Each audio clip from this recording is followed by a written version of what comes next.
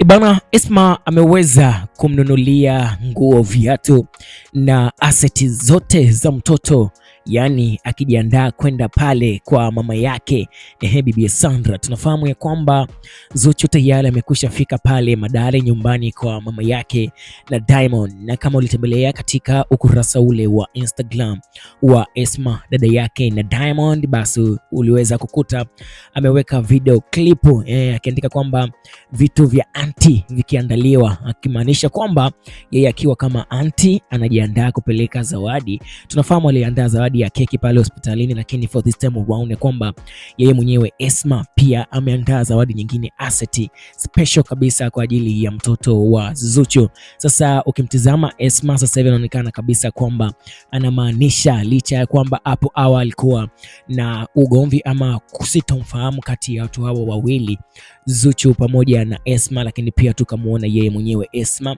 akiweka wazi ya kwamba sasa hivi ana kinyongo na Zuchu.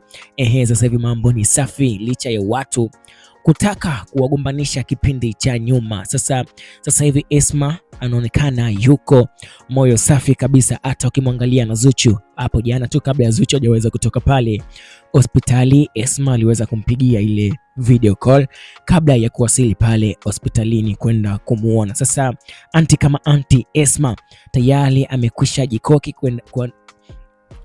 jikoki ili kwenda pale nyumbani kwa mama yao mzazi Bibi Sandra, ili kuhakikisha kwamba jambo linazidi kuwa zuri kabisa. Ni mwezi wa 8, mwezi wa furaha, na jambo zuri ambalo silo lifahamu, mwezi wa 8 umekuwa ni miongoni mwa mwezi ambao Diamond target yake ya watoto wote. It means kwamba ukimwangalia yule wa kike ni mwezi wa 8, lakini pia ukiangalia baadhi ya ndugu zake Ricardo Momo ni mwezi wa 8, Romy Jones ni mwezi wa 8. So Diamond anaonekana mwezi wa 8 kwao ni zaidi ya mwezi, ni zaidi ya namba.